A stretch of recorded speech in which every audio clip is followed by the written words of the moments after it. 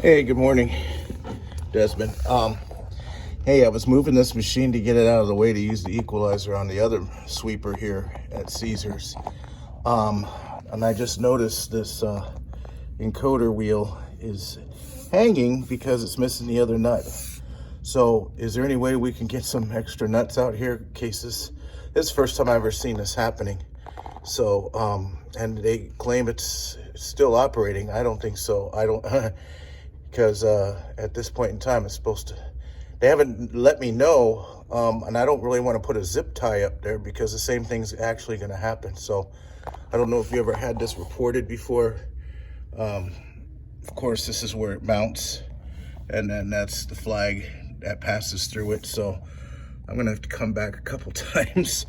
So let me know what could be done to get some of this extra hardware. This is atypical hardware, I believe. I couldn't find it locally because I just want to get the right thing on there. Let me know. Thank you.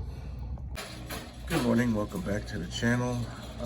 Second machine right next to me for this customer.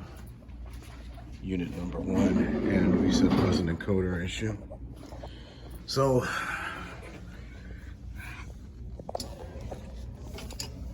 found a nut that's comparable, and it doesn't appear that this is going to fall off again. I think I've never seen this happen.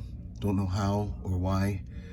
I'm going to see if it actually operates properly. One thing I may notice, and I've changed some transaxles before, and this flag may be positioned in a different spot. If possible, I may have to move it closer, but we'll see what happens when I turn it on. And I'm going to check the shaker to see if that's operating properly. I haven't opened the back hatch yet. Also discovered that their washer and lock nut and bolt came out. So looking around here, looks like we found something. They didn't bother to report that either. This would have been a catastrophe in the making if we would have taken off. So I'm going to go ahead and reinstall this and find out why we're not powering on here. Okay, looking at this machine here, and this plug was not even connected here, and I see they've had some issues with it not being plugged in. So when I lifted it, it wasn't connected, so we're going to be in a low voltage cutout maybe. Oh, no, we got 100% here. So we're just going to fix this cord, and this should be seat empty, correct? 301 hours, and we got the bolt on and torqued. So we're gonna see if, okay, I'm not gonna get any shaker. It's acting like it is working, it looks like, but it's not. Okay, so we're looking at the shaker, and there is definitely a problem. Somebody had jumpered this motor so it won't run, and there's some resemblance of a connector set back here, and this is very unusual. I don't know why we would see that. Don't know who got in here and did that. That would have been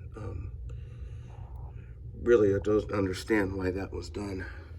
So it's hard to say who gets their hands in here, but I'm going to try to get this resolved here as soon as possible. Okay, here's an update. I carry some connectors that, for whatever reason, I think will work. It is a little, I think we're right on the money, quite possibly. So I got these connectors and installed them to the wiring, and I'm going to keep these kind of off to the side so they can actually reach in the back and kind of see them. I don't want to zip tie them up because they still got to move this frame around. I got to move this to get to the filter. So this is something that we need to address to the manufacturer to see if we can get some kind of better fixture to keep these connectors from being pulled out, something a little more durable. Okay, so I got the connections made, and we're gonna test the shaker.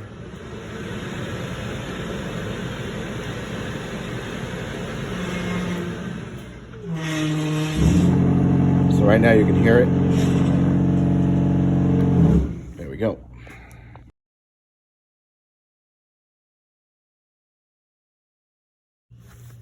Okay, here, so we see on this idler hub that there's some scoring, and I also see it as well.